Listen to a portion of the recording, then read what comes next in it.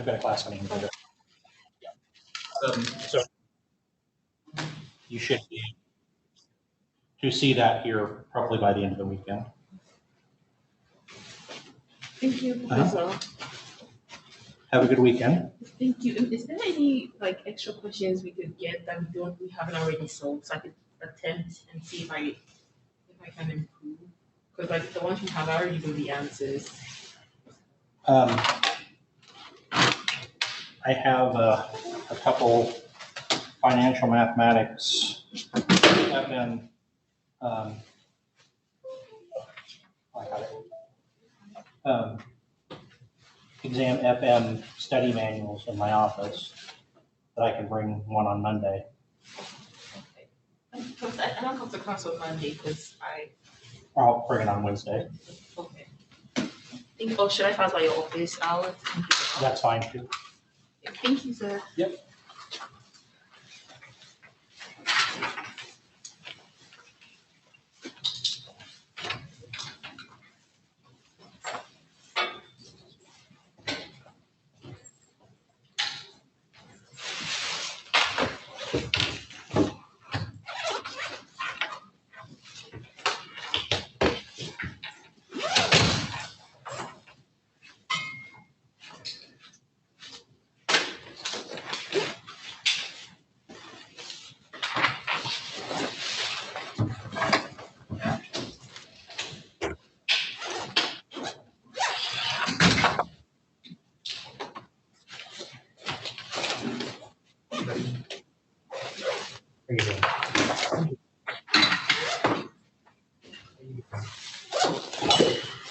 Hanging in there? Yeah.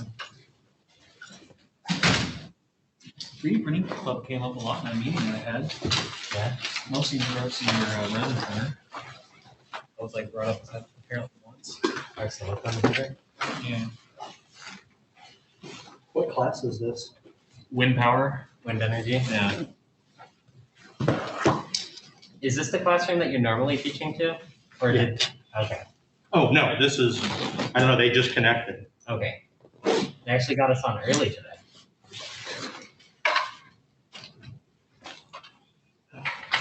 Normally it's like a minute after. Yeah, no, I stopped using the automated part because, and all of the people I have in Everett actually zoom in from home. So then there's nobody in Everett and it just reverberates back and forth. And even if I don't know how many microphones they have in there because I mute one, but you can still hear it. So I just use my laptop and connect. Yeah, you wonder why they don't set it up just as a Zoom meeting. Because honestly. Yeah, I mean, you know, once people know that they can get on Zoom, from my experience doing these, almost nobody goes into the remote classroom. Yeah. For me, if I don't show up, I'm not going to go on the Zoom thing. So. Well, have a good weekend. Hey, you too. Friday evening at 4:15, not a lot of people show up. Yeah. No, amazing, right? All right, Caitlin, I'm gonna wake you up. How'd you do with the test? Burns. Did okay.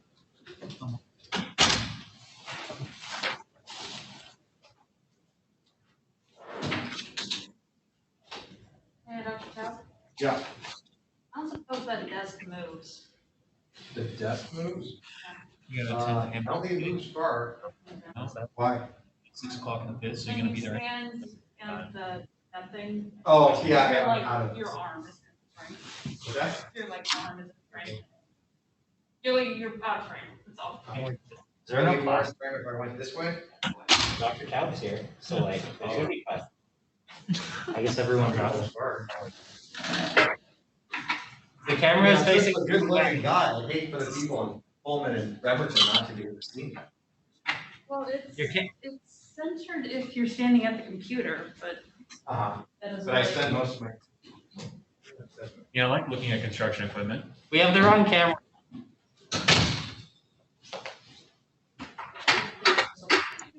Oh.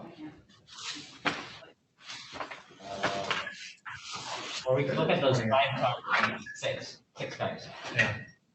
There we go. It's like at the Keyport Museum where they've got like a scope thing that you can look through and it goes to the camera. Because I can actually see myself in their I can see myself, I can see their screens. Yeah, no, see, look behind No, you. I know. Well, that was- It's a dark shadow, but it's interesting. I go, the more I walk this way, the further I go that way. Camera feed to do that.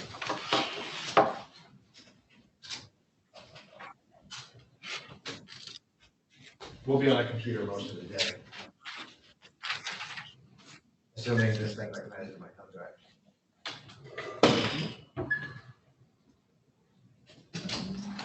Get a step in drawing something. Whoa, Pullman's here. Yeah. All five of us. Yep. Well, class doesn't start for another. Hey, recognize my contract. You ever answer what the? Oh, so that's Woodland Facilities Committee. They want to like organize club spaces and have them set up for everyone like to sign a. It's like, keep it fun. And they can get the best utilization of like getting people like down into by the fizz if they be making stuff or using certain resources. Getting everything sorted out. Which woodpecker is he talking about? Trust me. And I was like, where'd you get that from? Where'd you get that from? He's like, from the news. I was like, Because they're bringing up the worst. This is a quote from something. I concussions, can't remember what it is. school Android's dream of electric. damaging the because they're doing It's a whatever. quote from something, but I can't It's remember what. it's something Gibson. And they wanted like stuff. Oh. Anthony Gibson? No. There's really all the clubs are. Well, it's people that expect you to know this. I don't like Android's dream of electric. Anyone. Electric sheet. Just It's the same guy who like didn't get credit for it, but really should have gotten credit for Blade Runner and the famous science fiction short story, but I'm a screen. like He tends to write like dark, cyberpunky. It doesn't matter. He uses No, I spend most of my time with that. He uses LK there. Okay. Oh, DYKE or I was just about Philip K. Dick. Philip K. Dick, yes, Philip K. Dick, that's what, yes, Philip K. Dick, thank you. Where the fuck did you go? just We have Coleman, but we don't have Bremerton. Coming on, Dr. Tell. Huh? Oh yeah, Bremerton's the Where's one. Bremerton this time around? We still got a minute. Shame. Is this like a reverse? That would be a Bermuda? first. I said Oh, what's that? and how she Something's weird. she Question. and jumped on What number did you get jumped to? on her plate trying to get everyone else. 3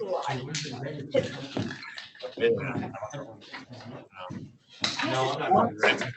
Someone is like, It's all Philip K. Dick having a hard to remember name. No, I don't know. I haven't even. honestly, that's like I really don't. what And devil. Happy Han Solo. Your hat's broken. No, your face. Face is broken. I'm not laughter anymore. Never Solo season. Okay. I don't want to know. No, no, It's not. Right. Absolutely not. Too late in the day. So it's how you talk Why you really come out? Let's do it. No, I Just show put you down on the board. Oh boy. I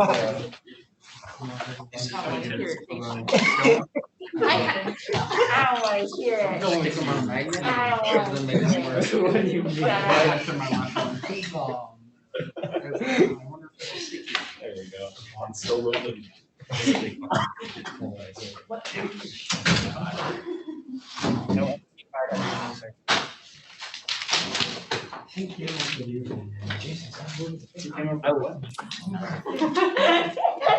didn't want on ears, you wanted something smaller?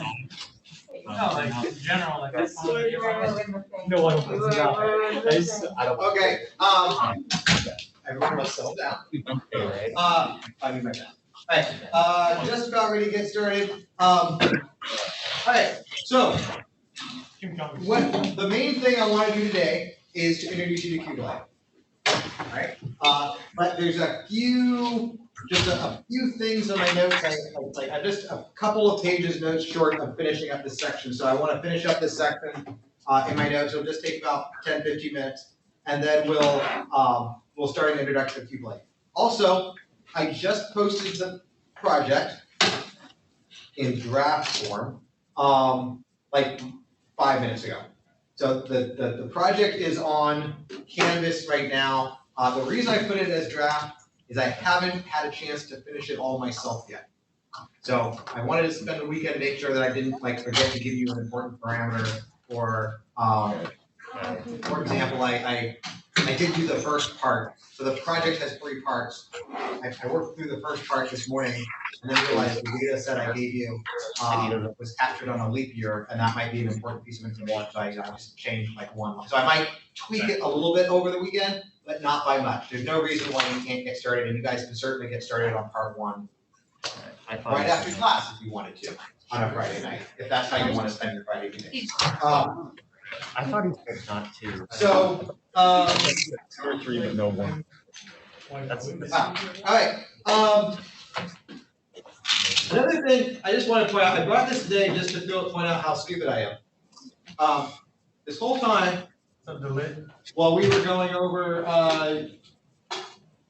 the aerodynamics of an airfoil, I kept, using my hand. Okay, now my hand's like this, and the airfoil and the rotor's like this. And I realized I've had this in my office the whole time. And I could have brought this in to say, okay, this is the rotor, the wing's coming like this, the rotor's spinning like this, therefore the direction the wind sees, the blade sees, instead of going like this. And I could have used this as we were talking about coordinates. And I think I'll try to remember to bring this to class in the future. 3D printing. All right, last few things I want to talk about in the notes before we get into Qblade. And while I talk about Qblade, I'll also tell you a little bit about the project, and we'll talk about the project on Wednesday in more detail. All right, so in the past, I showed you that, so this is the topic I'm talking about right now. This is the effect of the number of blades and the effect of drags on the efficiency of a wind turbine. So we've talked about, so this is effects of a number of blades on turbine efficiency.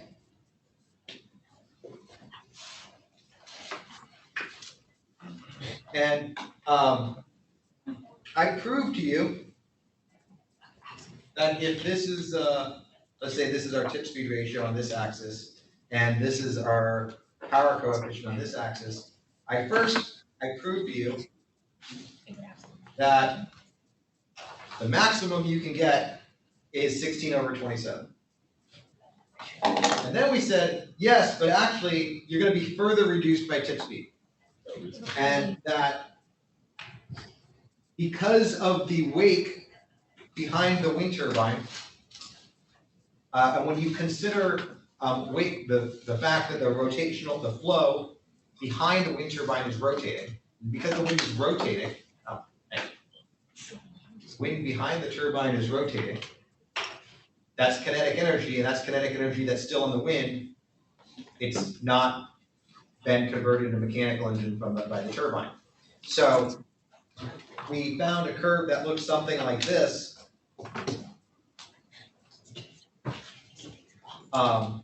That accounts for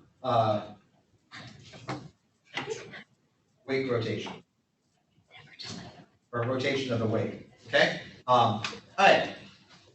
This is further going to be affected by the fact that we don't have an infinite number of blades. So when I did this before, we were still talking about, this was like when we first started chapter 3. Okay, so at this point, this is still assuming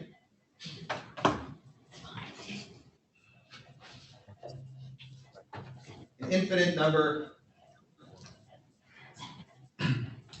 of blades. Where we were still kind of like using actuator disk theory. Also, this is assuming that drag, essentially CD, is 0. Yeah. Zoom in a little bit. Can I zoom in a little bit? Yeah. It might be the lights or Let me, far away. that help or hurt? That's great. That's for me. Okay. You like it better like this? Yeah, like the light kind of just. People with glasses get it. Oh, I get it. Alright, I don't so, know. the fact that our drag coefficient is not 0, and the fact that, that we don't have an infinite number of blades is further going to affect this. Jeez. And we're also gonna have to deal with the fact that, like, with the, finite number of blades, we have tip losses. So what I'm about to show you is an equation that was presented by Wilson. Not that Wilson. Not a volleyball. Actually, I never saw that movie. It's a volleyball or? Yeah, it's a ball. It was volleyball. Alright, so this equation is the maximum possible drag power coefficient is a function, the function of lambda, the number of blades, and your lift coefficient, the ratio of your lift coefficient divided by your drag coefficient. Is equal to, gotta have a 16/17 in there somewhere, a 16/27 in there somewhere, times lambda plus 1.32 plus lambda minus 8 over 20. This is squared. These two terms are over 2/3 the number of blades. All this is to the -1 minus 0.57 lambda squared over CL over CE times lambda plus 1/2b. Okay, and there's no, don't worry about like where this comes from. Don't worry about this derivation. There is no derivation. This was many experiments, and this is many experiments and curve fitting to come up with this equation. What that equation should look like, what that looks like graphically, and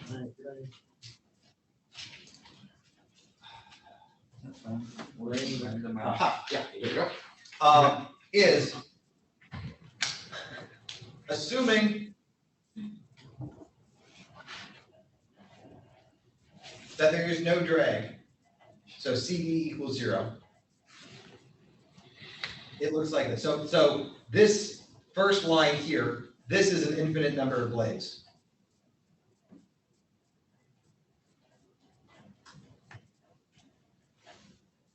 And this should look like the curve that I drew on the last page. Or it would if I drew it exactly like this.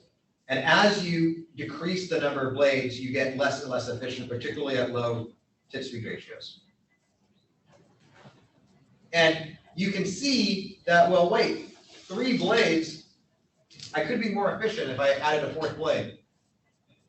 You could, but you also have to design another blade. And really the reason that our wind turbines typically have 3 blades is that the added expense of adding a fourth blade just isn't significant enough to make up for the fact that it's only slightly more efficient. Okay, so the reason wind turbines typically have 3 blades is that's essentially where the trade-off is best. Now this is assuming that there's no drag. If you also consider drag, then you can see that there's a further reduction. And you can also see that now, as you get to a higher tip speed ratio, drag starts having a bigger effect and it starts reducing your reducing your efficiency. So most wind turbines designed today are somewhere in here, somewhere in the 6 to 8 range of where they're designed, the tip speed ratio they're designed to operate at.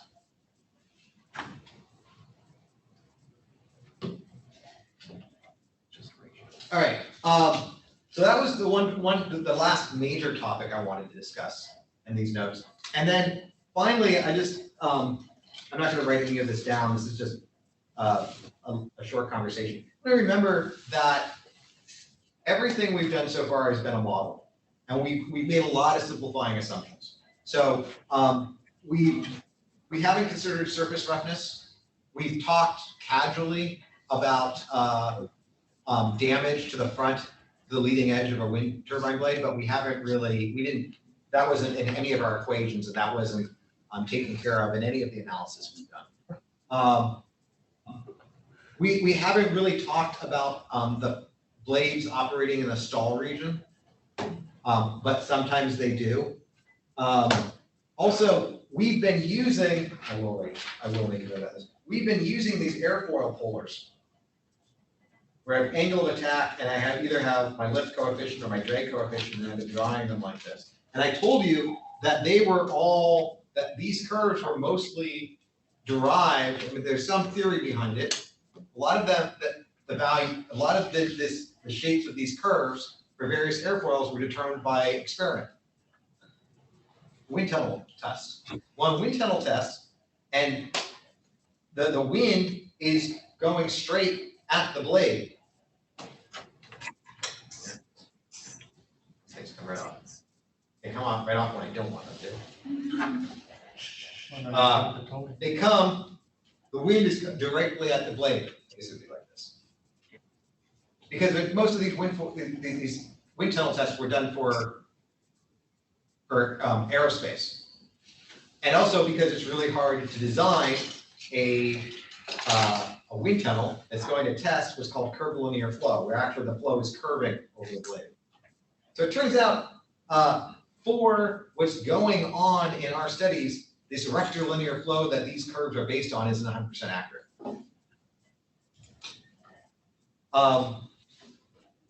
Also, we haven't looked at wind being off axis because of yaw error. The wake is a lot more complex than we've talked about. And studying what's going on in the wake behind wind turbines is an area of active research. We also haven't talked about tower shadow. So, well, we've talked a little bit about it, but we haven't studied it in our analysis, so I have to put my blade back together. So I have wind going past my wind turbine. Every time the blade passes in front of the tower, the wind can't go through here. So my flow isn't perfectly, I'm not accounting for the fact that the wake is actually 0 at this point. This is actually going to cause a lot of our issues. This is going to cause our blades to vibrate. It's going to be one of the reasons that cause our blades to vibrate. There will be many of them. There's also, when we talk about we talk about 1P, 2P, or NP things that cause vibration, where 1P means that it causes a vibration of a frequency once per rotation. 2P is if it's twice per rotation. 3P is if it's 3 times per rotation. So like, since there's 3 blades in this design, this would, tower shadow would cause a 3P vibration. We haven't talked about things like dynamic stall and other things like that. And so I want to emphasize that everything we've done so far in our analysis is a model. And improving these models is what's currently the state of the art in wind turbine research. There are other models out there. Another popular model that gives similar results to the models that we've explored is called vortex weight models. It's a little bit more complex, but that's one. I should say it's a little bit more complex because I don't understand it. So as far as I'm concerned, it's a lot more complex. There's also something called cascade theory, and then ultimately we could do computational fluid dynamics. We could create computer simulations. The problems with computer simulations is that the scales are very big. So you want to be able to model turbulent flow.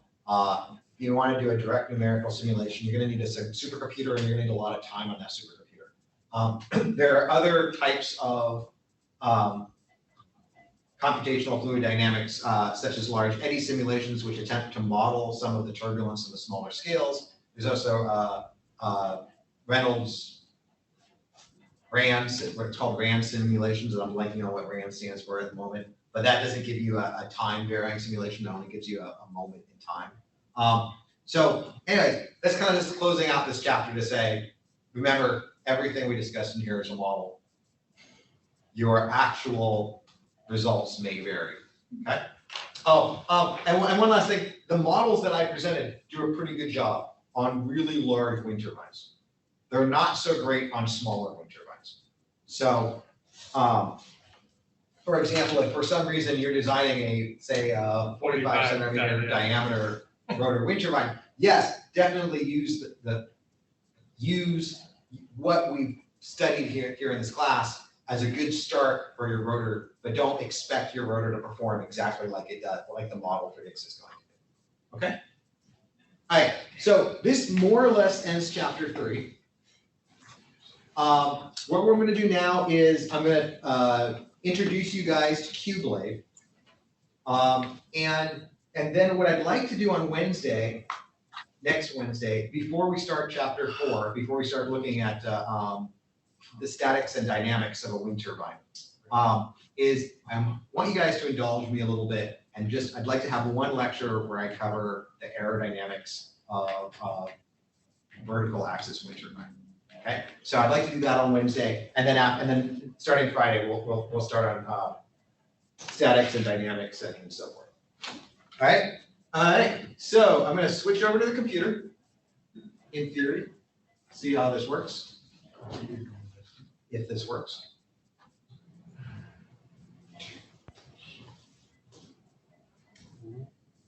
All right, looks good. It looks like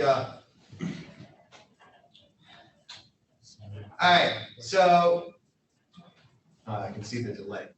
All right, so here we are on our Canvas page. And as you can see, I did post, I'm in student view, so I should be looking at Canvas exactly the way you guys are seeing Canvas. And I have, as you can see, I posted a draft version of Project 1. I've also posted this is an assignment, this is not a draft. You have an assignment, it's due next Friday, by the end of class next Friday. I want everybody to to respond to this assignment by telling me who your group is. Okay, details are in there. Basically, I'm looking for groups of 3 people. If you have a friend you want to work with, but you don't have a third person, let me know. If you have 3 people and everybody responds with the same 3 people, that's your group. If you have 2 people, you may end up working together, or I may add a third person. If by the end of class on Friday, or no, the beginning of the day on Friday, you still don't have at least 1 person to work with, just reply, I need a partner. You'll still get full credit for the assignment. It's a part of your participation grade, but I will find you a group. And if you are a group with 2 people, you may be assigned a third person. All right. And then I have also, under class resources, nothing to do with Q-Blade, but I saw a really interesting video talking about the pros and cons and the likely commercial success or lack of commercial success of those vortex bladed wind turbines. If you're interested, you don't have to watch this if you're not interested. It's about an hour long. It's just kind of interesting. It's a very smart engineer talking about the details of that particular project and what is, might be successful, doesn't produce a lot of power. They're about 7 meters, they're about 7 feet tall or 2.5 meters tall and only produce about 100 watts. And there's a lot of information I didn't have when somebody was asked about it. I've also added QBlade. So you can get QBlade here. You can either go to the website. There's a link to the QBlade website. Notice it's .org, it's not .com. It's not a company that puts it out. It's open source, it's free. You can download it from the website. It is Windows. There is also a Linux version. I haven't tried to install it on Linux. There's some implication here that you need to have some other thing installed on Linux before you can install that. If you're a Mac person, I assume that anything runs on Mac can also run within, or anything that runs on Linux can also run on a Mac, but I'm not a Mac person, so I don't know. But if you don't want to do that and you have a Windows computer, I have also included the zip file. You don't need to install it. When you get this zip file, just unzip the file. It'll be a folder. Inside the folder is only one executable, qblade.exe, and all you have to do is click on that and run it. I have also added a link to a very useful but somewhat annoying YouTube playlist of tutorials. I only say it's annoying because they're very good videos. They're not that long. There's 8 of them, but you don't really have to watch the last one.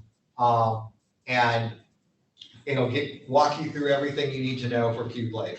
It's just, they use one of those stupid computerized voices. Oh, yeah. I think I tried to watch this. I couldn't make it. So it's like the guy from No. No, it's a robot. It's worse.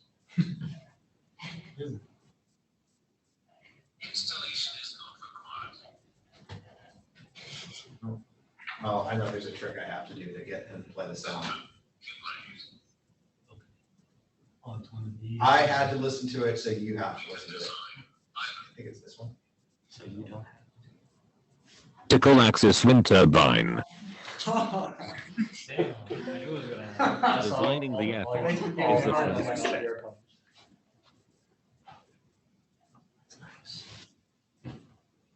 Here we can create an airfoil in 2 ways. Alright, so anyways, I'm going to walk you through I'm going to walk you through the whole tutorial series today, assume time allowing, which I don't see any reason why we don't have enough time. Alright, so I've already downloaded this. I got it on this computer. I've unzipped my folder. This is the folder, the QBlade 64-bit, the most recent release. Notice it's all 0 point something, because it's not a commercial software. Okay? But it's not terribly buggy, or at least I haven't found it terribly buggy. There is one issue that I'm going to point out to you, and I'm going to point out to you how to fix it. All right, so I'm going to launch QBlade. And when you launch QBlade, it's going to look like this. And it's not very difficult. There's a lot of dialog boxes, and you see a lot of things that you don't understand, most of which you just don't have to worry about. But for the most part, it's fairly simple to use. You can design a horizontal axis wind turbine, or you can design a vertical axis wind turbine. But if you design a vertical axis wind turbine, it has to be fixed pitch. It can't deal with, you can't design oh, that's a student. Joining on Zoom. All right, so we're going to design a horizontal axis wind turbine, which is essentially what you're going to be doing in your project. And one of the first things you're going to do is you're going to want to start designing an airfoil, or picking a basic airfoil shape. So you'll click on this icon, and that'll allow you to start designing an airfoil. Now, so it comes with kind of a basic airfoil that's always in here. And this is a spline, and you can actually click on it and start changing its shape. What you'll want to do though is you want to use a real, you want to use an airfoil that's been well studied. There's a couple things you can do. You can go up to foil and select, if you're planning to use a NACA foil, you can just click on NACA foil, and if it's a 4-digit or it's a 5-digit NACA foil. So when I prepared my demo always using the same airfoil that I set up in the project as a good like start with this airfoil, but I'm not going to do that because, so I'm going to pick a different airfoil. 2412, for example. Okay. Okay, and now it adds a second airfoil. And notice there's two airfoils now. There's the airfoil it started with, and there's an airfoil I just added. And you can, to make things stand out more, well, one thing I can take the airfoil I'm not interested in, and I can just stop showing it. So I'm just looking at the airfoil I'm interested in. When your project, you will probably want to bring in a lot of different airfoil shapes. Right now, I'm just going to bring in one. And I can change the style of the line, so I can make this, well, I'll keep it as red. But I can change the width so it stands out a little bit more. For whatever reason, I wanted to make it another line color, I can do that as well. Now, the thing with NACA airfoils, but at least the 4-digit codes and the 5-digit codes, is they're actually generated by a mathematical formula.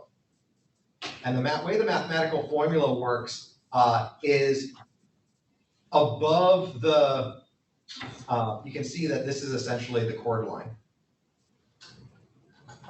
And above the chord line, there is an equation, and below the chord line, there is an equation. The problem, and what if you see that this is going from 0 to 1, so this is just a normalized standard airfoil. And the thing is that mathematical equation doesn't actually end up at exactly 0 at 1. And so if you look here closely, oh, and by the way, yeah, you can left mouse button, I can drag this around. I can scroll with the central mouse button to zoom in and zoom out. And if I zoom in, you'll see that it doesn't quite close here. Now, if you watch that tutorial series, it tells you that there's a fix for this. And the fix for it that it says, which doesn't work. But what you can do, and you can always edit these airfoils. So this is the standard airfoil. If I wanted to go and I can go foil and I can select edit airfoil coordinates. So all you've done is we have a bunch of points. We have the XY points. And we have the first point along the top starting at 1. And then you have the various Y values. And you have a point at the very bottom that's at 1. So the first point 1 is this point on the top, and the second one is this. And notice that neither one, this one is not exactly at 0. And this one's not exactly at 0. So I can change these and just set this value. So that I want to set the Y that goes with X equals 1 to 0. And I want to set the last one point where X equals 1 to Y equals 0. And that in theory is supposed to fix it. Now watch, it's going to work this time. It hasn't worked. I hit apply, I hit OK, and it wants to know if I want to use a different name. So I'm going to call this NACA 2412A. And oh, just working, is it? Oh, yeah, look at it. Look at it. It worked just, oh wait, no, it didn't. I don't think it quite worked. It's the green one, yeah. Yeah, but you can see it moved the top. Well, this is exactly what happened to me last time. It moves the top one. It doesn't like to save that last number. All right, so this is what you can do. One, you can export this. You can export these lists. So I can go to File, Export, and I can export it, and it's going to want to export it as a .dat file. Now, I don't know if you guys know this about computer programming, or computers in general, but PDF, everyone agrees that .pdf means what PDF, like we all agree that that means that's an Adobe, document I can open up with Adobe Acrobat. .dat is just like so many different people, it's just data. in this case, it's a .dat file, but you can open it and edit it with Notebook or any editor that can edit. It's just an ASCII file. So I could export it, bring it in as export it, make those changes in Notepad or whatever, resave it as an ASCII file, and then bring it back in and it's fine. But I actually want to point out to you that while you can generate NACA files inside QBlade, you probably, I mean, you can, but it might be useful if you just bring them in from another source anyways. So I've also posted on Canvas previously this website, airfoiltools.com. I think when you guys are working on your project, you're going to want to have this open as well. And you can look at different airfoils and you can search different airfoils. And now I told you in your project to start with a particular airfoil. So you might start with that airfoil. I want to say it was a 4412. I don't quite remember. But I'm going to pick my NACA airfoil, and I'm going to pick a different one.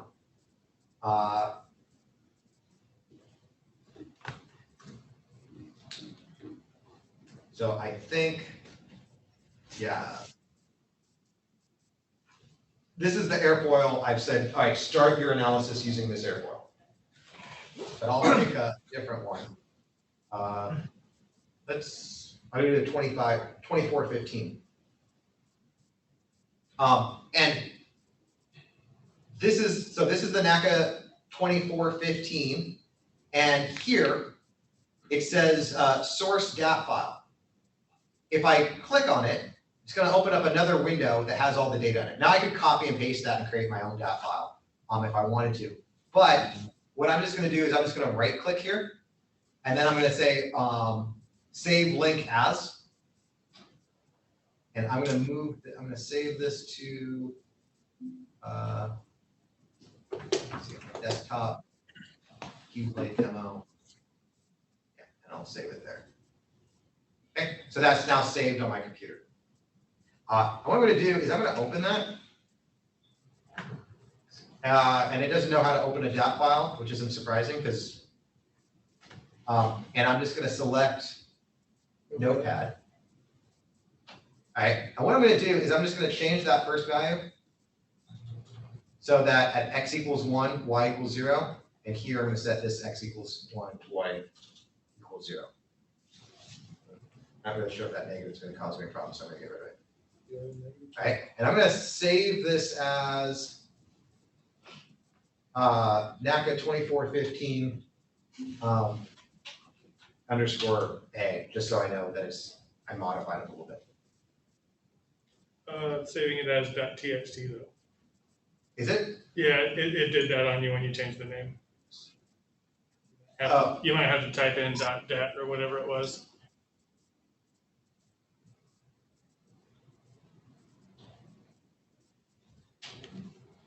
I have a feeling it's going to make it .dat.txt, but I can. It very well could. I don't know if it matters either. I think it does. Okay. So,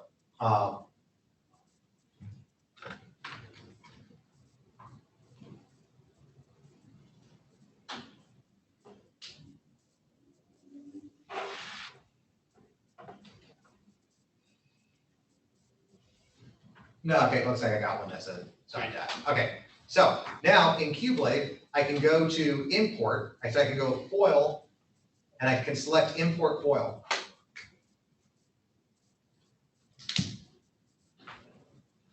I almost never save things on desktop, so I'm having trouble.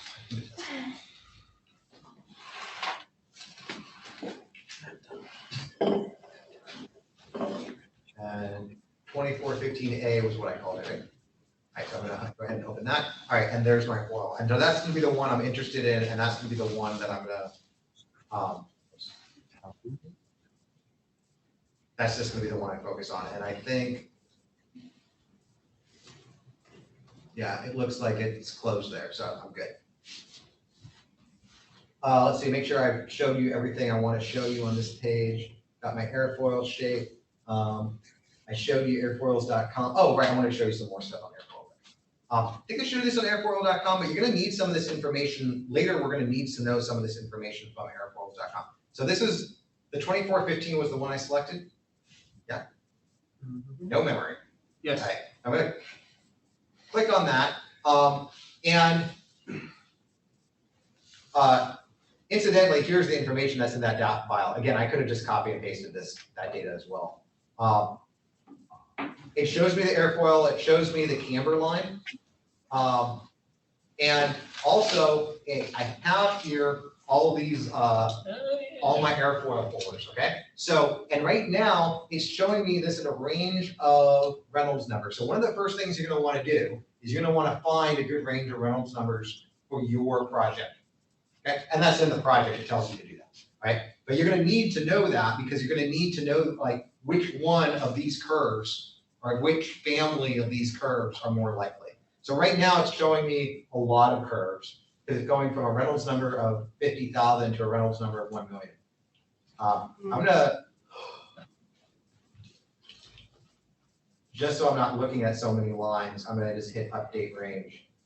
And so I'm just looking at a few curves here.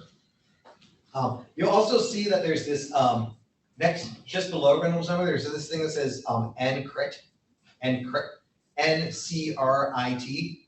Don't worry about that, leave it as the default. That has to do with modeling the amount of, this website is using Xfoil to get these curves. And Xfoil requires, it has to do with the amount of, modeling the amount of turbulence intensity in the velocity field.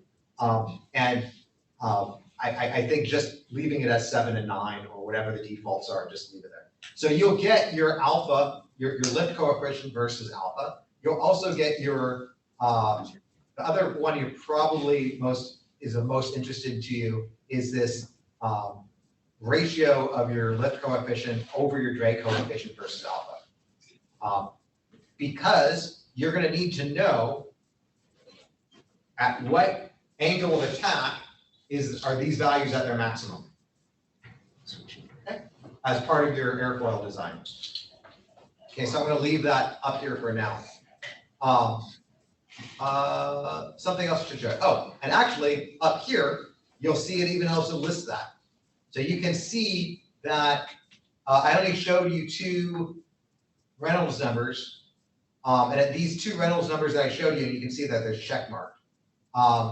It tells you, and this is all approximately, what the maximum lift coefficient over drag coefficient is and at what angle of attack that occurs. This is information you're going to want to have. You can get this out of QBlade, well, as I'll show you, will also give you this, but you'll want to have this before you even get to the QBlade part of the project. So you want to use airfoiltools.com before you even get to the Xfoil part of the project. All right, see anything else? I showed you changing the color. I showed you making them visible and invisible. I showed you that you can modify the shape. You can zoom in, zoom out. Yeah, you have to close the gap, and I showed you how to fix the gap. All right, so now we're done with this page. Now we want to look at, now inside QBlade, we can get our airfoil pullers. So Xfoil is also built into QBlade. So this tool allows us to start creating our pullers. All you have to do is, so there's 2 views on here. You want to be in this, you probably want to start in this view. This is your polar view. Remember, you're likely going to have lots of airfoils in your project. I think we're working on this one, right? Yeah, so I want to be on NACA 2412A because that's the only airfoil on my project right now that's closed. When you work on your project, you'll probably have multiple airfoils and you want to do this step for each one of them.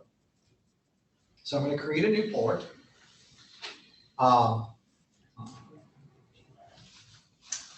And the first thing it asks me, it gives me a name for my puller, a default name. You can change this to something more meaningful to you. I'm not. Notice it asks you for a Reynolds number.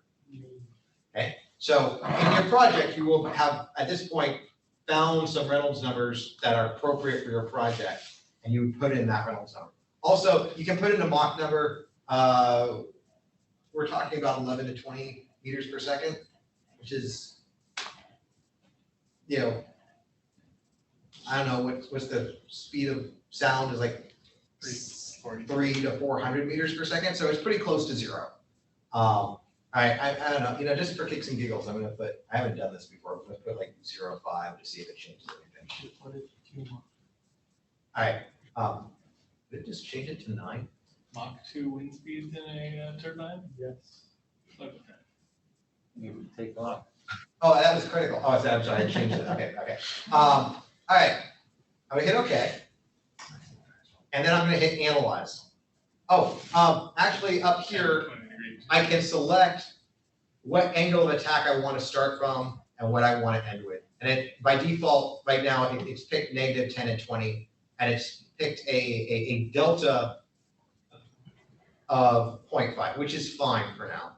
So I'm gonna go ahead and hit analyze.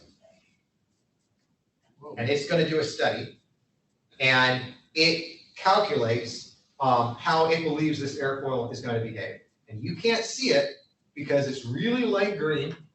Actually, it looks better there than it does here. I don't know what it looks like in Pullman and Bremerton, but so I'm going to change the color to red, and I'm going to make the width bigger so it's easier to see. And what you can see in all of these plots is you can see it's a little hard to. I don't know how easy it is for you, but this says CL and this says alpha. What's that? Looks like a degree symbol from here. It looks like a degree symbol? Yeah, Oh, okay, it's CL. It's your lift coefficient. So this is your lift coefficient versus alpha. This says CM. So that's your moment coefficient versus alpha. You also have CL over CD, which is here.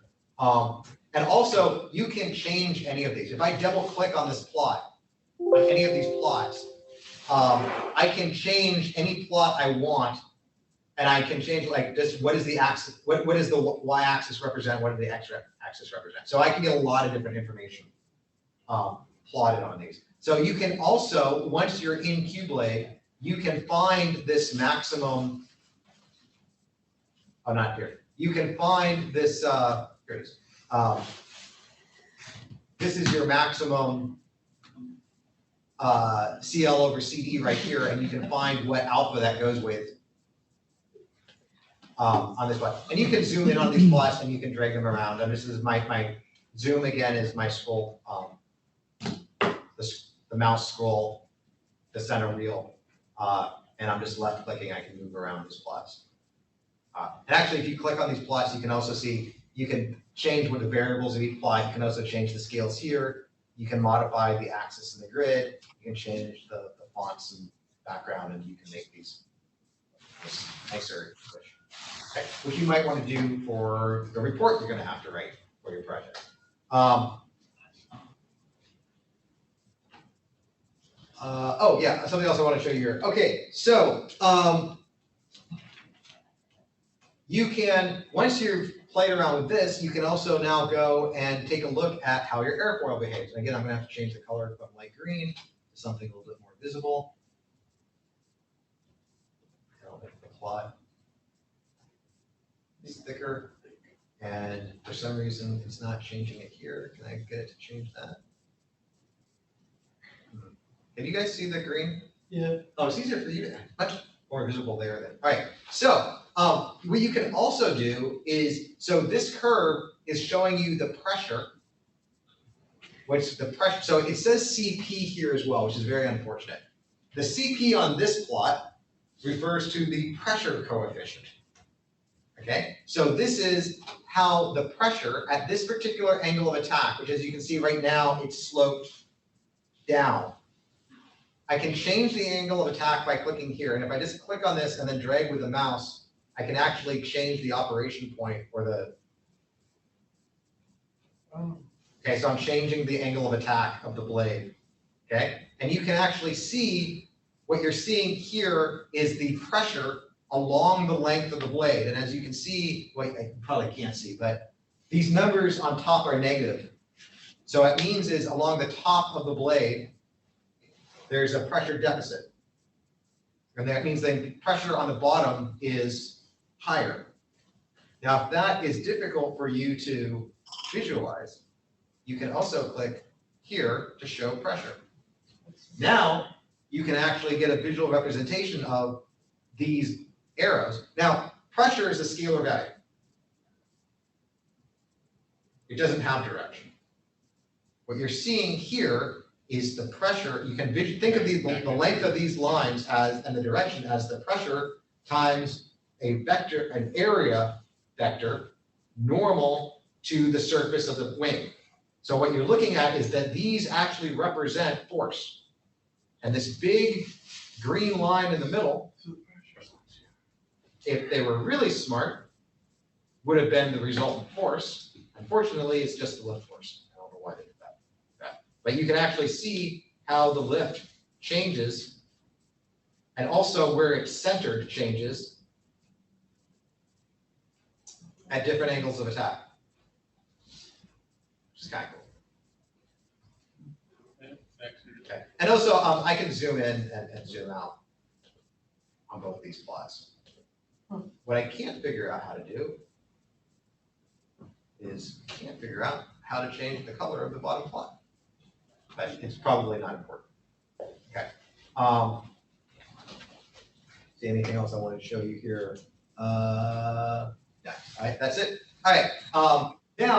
Right now, I created a polar, but I've only created a polar from like negative 10 degrees to 10 degrees angle of attack.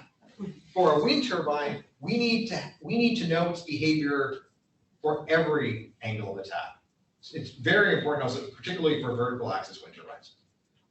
So I'm going to go to this 360 icon. And this is what this says is labeled polar extrapolation to 360. What this is going to do, make sure that I've set the airfoil that I want, make sure that I set, remember I just made a polar. So make sure I create the polar, because again, you might have multiples of these. And now I'm going to hit extrapolate. And it's going to create for me, based on what's called flat plate theory, which basically it assumes once I'm outside the range, once I'm outside the stall region, if I continue to lift my airfoil is just going to act like a flat plate. So it just uses the fact that, you know, if I had a flat plate and I wanted to know what the drag coefficient and the lift coefficient was, and this is all based on some papers that came out some point ago, probably in the 1930s or 1940s. And in those papers, there's these parameters that you can change, that you might adjust. And you can adjust these values to like make things a little bit more smooth if you think that that's more realistic. I would just leave these values at their default. And then you want to make sure that you hit save.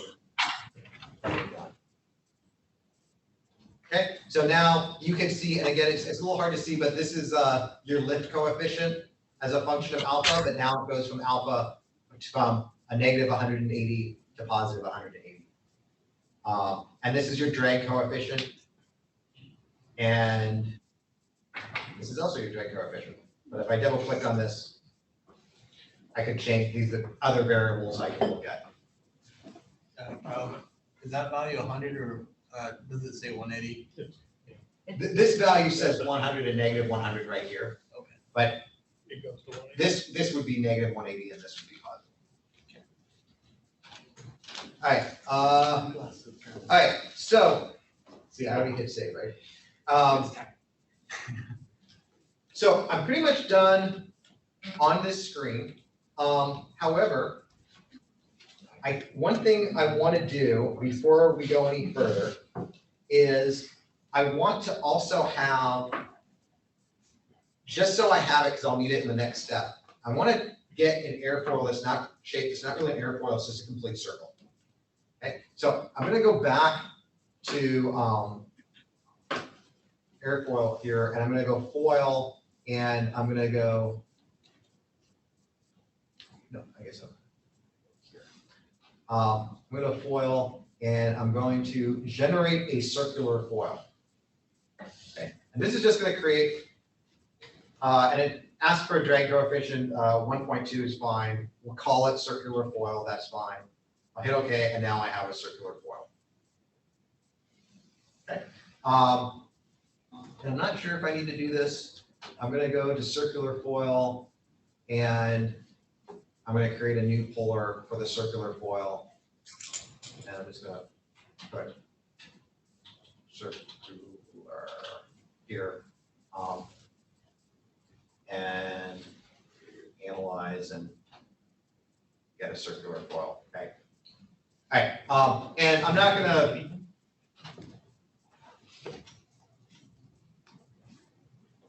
Oh, I see. I already had one circular foil placeholder. Okay. All right. I don't think I have to worry about creating a polar for it all 360 degrees because it's the same. Because it's a circle. We're going to see why I needed that in a minute. All right. So now I'm going to go to blade design. And I'm going to select new. And I have my blade. I have a blade here, which right now is just a flat plate. It's really boring. What I'm going to do is, in your analysis, remember it's called blade element analysis or strip theory. We're going to create our strips. Right now, there's only 2 of them in here. I'm going to add more. So I'm going to start on this one, and I'm going to split insert after section 2, and I'm just going to make like 10 of them. Now, when I was practicing this, I was in your project. I think you're designing. You're gonna have a 40-meter diameter rotor that you're designing for. I'm not going to choose 40 meter.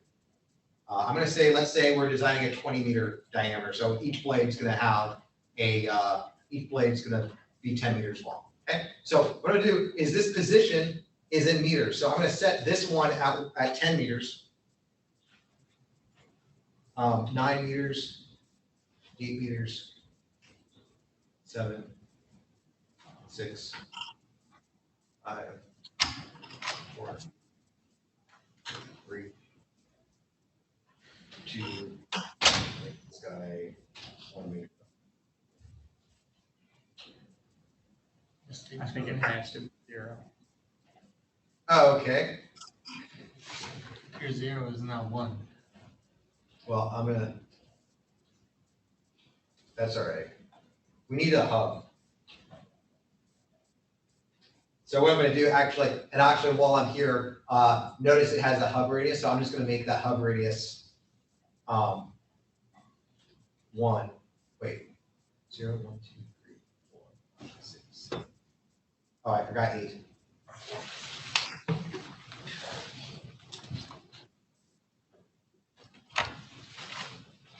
Yeah, that'll work. All right, so it's going to count 0 essentially at the beginning of the blade, then not at the beginning of the hub. All right. Now I need to tell it what foil I want to do. What I'm going to do is I'm going to say that it's got a circular foil for the first 2, and then I'm going to use my NACA 2412A for all the rest.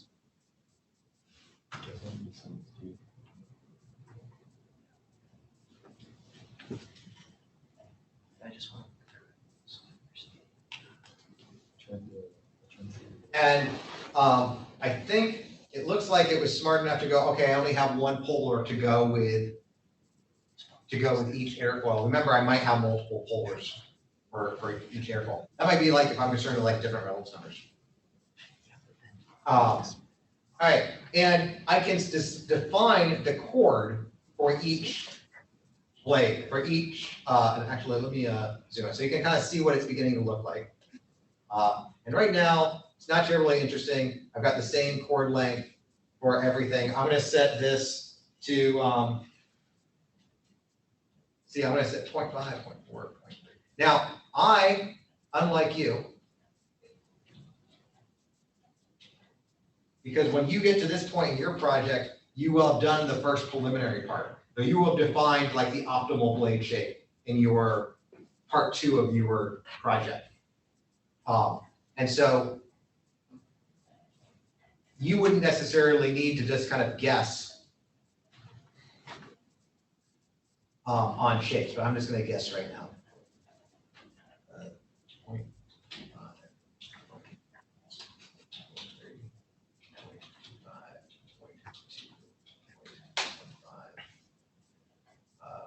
0.2, 0.5. Okay.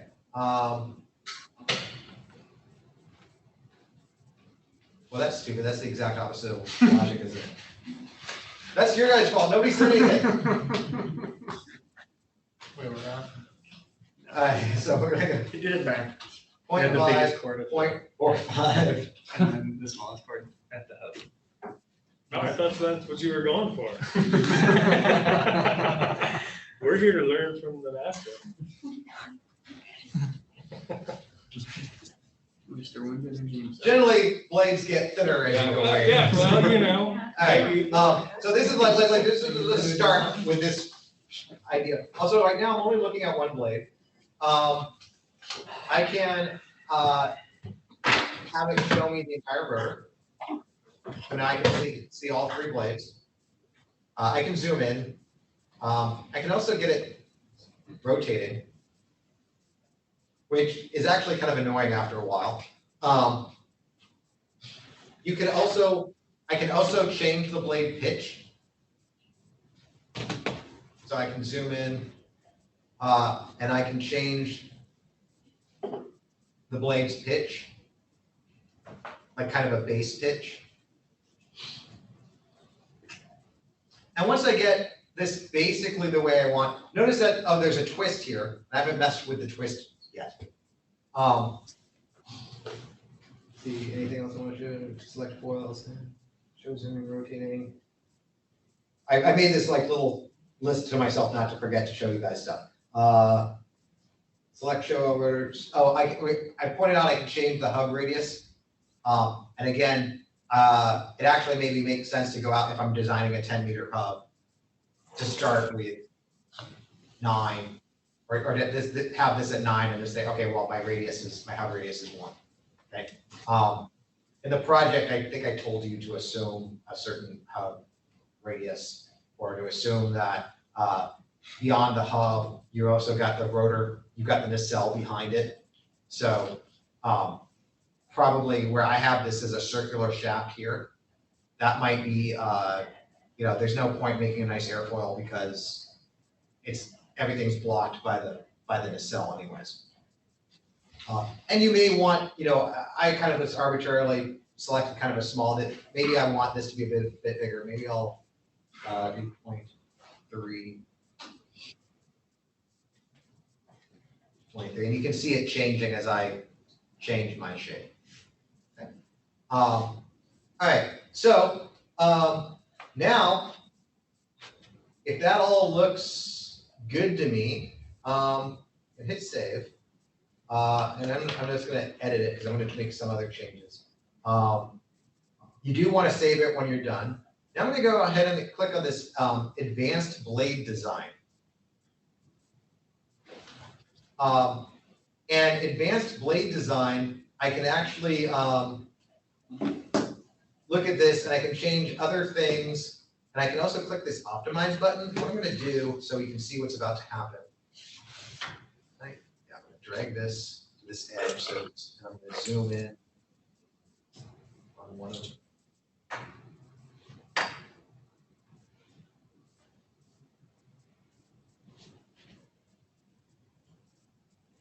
Best view that you can see what's about to happen.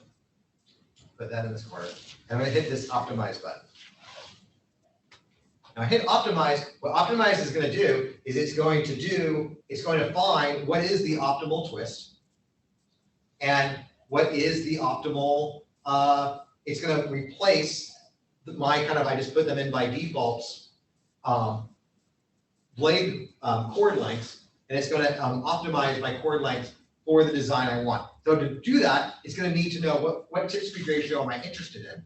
The default in here is 7. I'll just leave it at 7. It's something different in your project. And it wants to know what I'm optimizing for. Well, what we've learned to do is optimize based on the optimal angle of attack that gives you the, well, all the formulas in our book said the minimum drag over lift coefficient. But this is set up for the optimal lift over drag coefficient. So where I said back here, this is where we're going to need to know what is the angle of attack that leads to the maximum CL over CD. Okay, so here we're looking for a maximum, we're looking for this point. In our textbook, this was always a minimum and it was the reciprocal of this value. Okay, because in all the formulas, it's always CD over CL. Okay, so for this airfoil that I'm using, what am I doing? Oh, I've got 15 minutes. There. It looks like the Reynolds numbers I'm interested in, it looks like it's about 6.75. Okay. So I'll put 6.75 in here. And I hit optimize. When I look optimize, see if you can see what changes in the blade shape. Okay, it was very subtle. And Dan missed it because you guys were talking. All right, but it changed a little bit. And if I zoom in, maybe.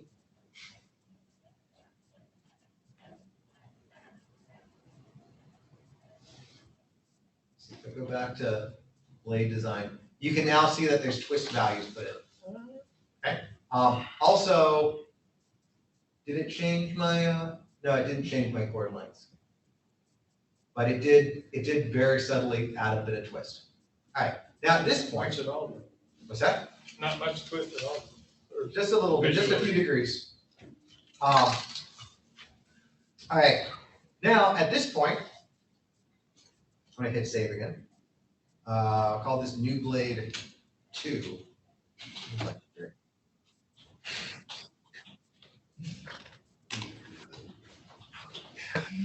don't know if that's spelled correctly, probably not. Don't know if it matters, if there's a correct way to spell the blue.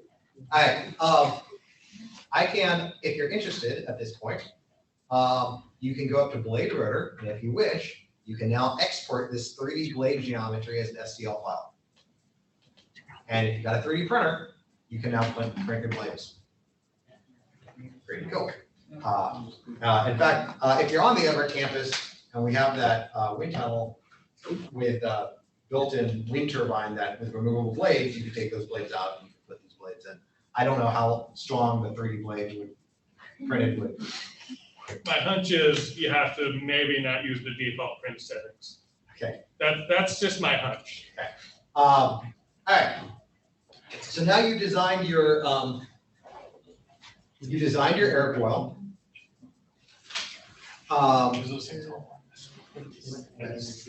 Oh, did I just realized something? I don't remember if I edit when I optimized. Yeah, one thing that might have made a difference. I'm going to change this again. I didn't use say what method to use. So there's a 6 point. I think there's a 6.5, 6.75. I think is what I said. I should have changed this to bets. Now I'm going to hit optimize. Oh, yeah, that makes some difference. Did you guys see that? They changed. They became a lot wider. And that actually did change my my chord. Okay. And now you can see a little bit more twist in there. You can see it's like 1 degree, but well, you can see it's going from negative. It is changing more than that. It's going by about 5 degrees. oh, it is 5. Yeah, but it starts out at -5. This is 6 degrees, and then this chord length is actually saying negative, and this is -5.8. So it's going from it's actually changing by about 10 degrees. Okay. All right. All right. So I'm just gonna rewrite new blade 2 electric glue. Wait. I think it went back. All right. Edit. Go one more time. Optimize. The 6.5, 6.7. 6.75. Remember to change it to bets limit this time, to bets this time. Optimize, there you go. Changes it, done. Right? Now it's 6.7. Now It got rid of your 6.75. Oh, but it's set, but this is 6.5. Did I enter 6.5 or 6.5? You entered 6.5, and then it went to 0 when you hit bets. I did it. Yeah. Okay, one more time. Optimize. Hit bets. Oh, hit bets first. Take 3. Now, change this to 6.75. Tab, optimize. Okay, There we go. done. Save. New blade 3. Electric Boogaloo doesn't rhyme anymore. Ball. All right. Now, that I've done that, I'm ready to run some simulations. All right, so the next thing I'm going to do is click on this one. This is rotor BEM theory, or blade element method simulation. Okay, get here, I have to click define simulation. For some reason, when I tried this in my office, it wasn't allowing me to select parental tip loss, but we talked about parental tip loss, so let's go ahead and select that. Let us select parental root loss, Reynolds drag correction. These are just various corrections. I'm going to leave. This is stuff like how many elements. Now this is we selected 10 strips in our analysis. This is going to do a finer analysis. So I would for this stuff I would pretty much leave it. Oh, everything except this. So it says row, and row here is set to 1.225. Remember, for your project, I told you that we're going to build this turbine in South Dakota, and the data I gave you actually has a significantly lower air density. So you want to change the air density, and you may want to work around with changing the viscosity of the air, but you might want to change that value. It's not what. Okay, I'm going to hit create. And I can set things like what is the start tip speed ratio and the end tip speed ratio. So it's going to start reporting things like my power coefficient as a function of tip speed. So I'll get my lambda CP curve. So it's given me by default a starting tip speed ratio of 1. I'm going to change that to 0. It doesn't like that, so it's going to change it to 0.000001. Sometimes I found the default value it puts in for the end tip speed ratio is well after the power coefficient goes well below 0. In this case, I think 10 is, let's see, we said we were going to design around 7. I'm going to change this to 11. And it also asks for a delta, just so we don't have a dozen plots up here. I'm just going to put, so it's going to just do an experiment every 1 meter. Tip speed ratio 0, tip speed ratio 1, tip speed ratio 2, 3, 4, out to 11. And it wants to know at wind speed of 7 meters per second. It's pretty slow. So I'll do it at 11 meters per second, and I will start simulation. And it does a simulation. And I'm looking at a bunch of plots. These plots might not mean anything to you right now. Some of these plots don't really mean anything to me right now. The plot that I'm most interested in is this one. This is my CP versus lambda. Or they don't call it lambda, they call it TSR. Okay, you see it says, if you're sitting on the front, you can probably see that this says TSR down here, and this says CP. And I now realize that I haven't gotten the whole curve, so maybe I will change this to end tip speed ratio of, maybe try 14. Yeah, there we go. All right, and now I get an entire lambda CP curve. Okay. And I can get more information about this. I can, just like I did before, I can double click on any of these graphs and I can change them. So right now, this one is showing me the thrust coefficient as a function of angle. Okay. This is nice because it tells me what my thrust is. And one of the things I'm going to ask you for in the project is what is the force, what is the load on these blades? But I might also be interested in, okay, this is the thrust. this is the power coefficient, but I also know the wind speed, so I could report the actual power. And here it is, power as a function of tip speed ratio. This won't be a terribly exciting plot because it should look exactly like this plot, but now I'm actually looking at the amount of power in watts. Okay.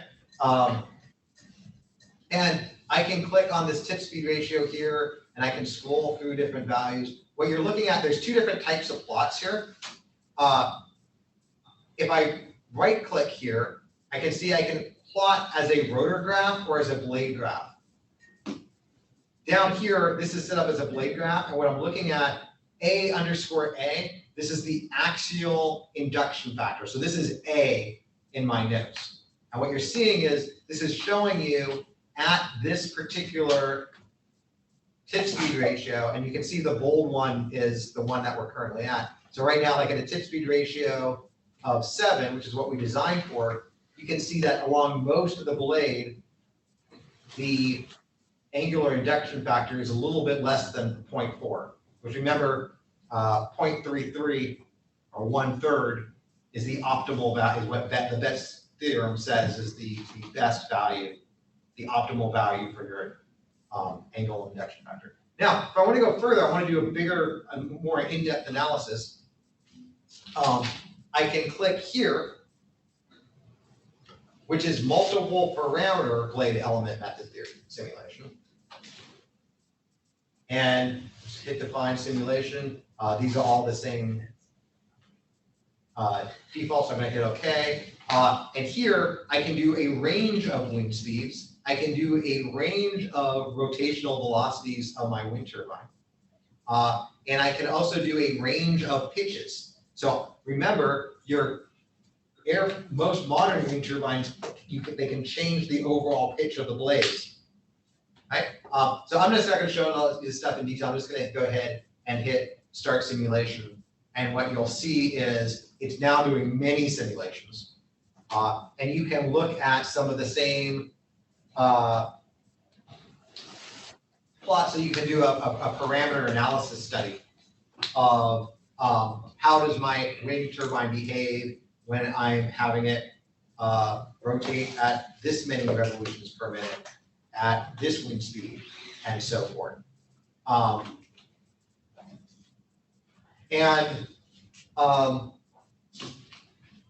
The other two things I wanted to show you are just kind of cool. And you might want to explore this on your own, but you see where it says QFEM. Well, in order to take this class, there's a prerequisite that you have to take ME 348. Before you can take ME 348, you have to take 313. 313 is FEA, right?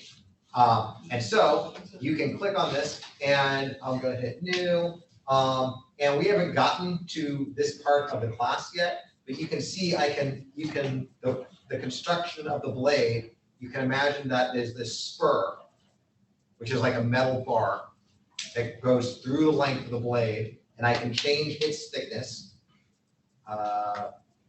Change this so you can see it. It's 0.08 now. I'm going to change it to 0.1. I'm just going to do the first one. I click on here.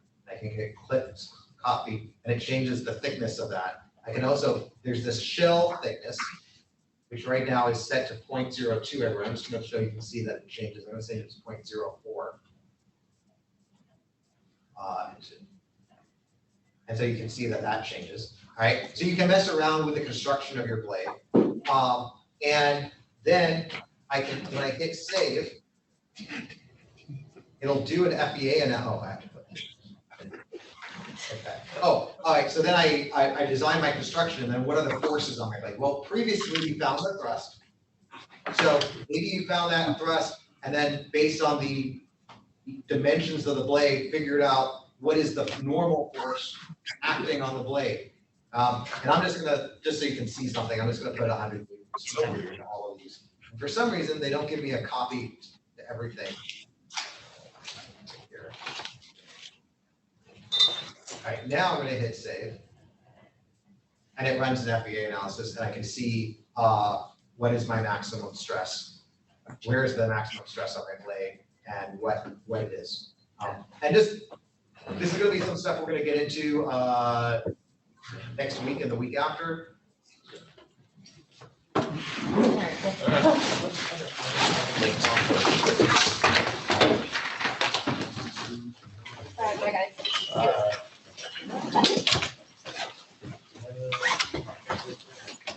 Yeah. It's only two though. I think Ryan and I.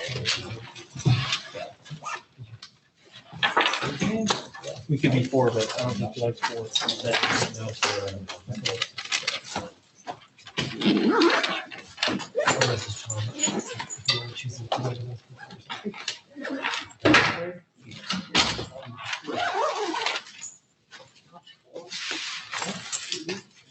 Five is right out.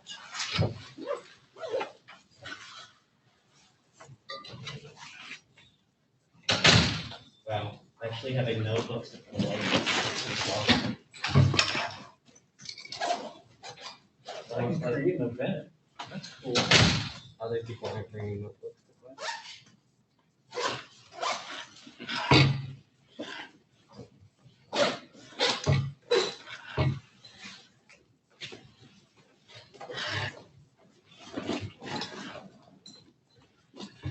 Where are you going? To the biz. Radio. Yeah. Dude's asking if he can attend the meeting over radio. I was like, am I gonna like key down for like 10 minutes at a time?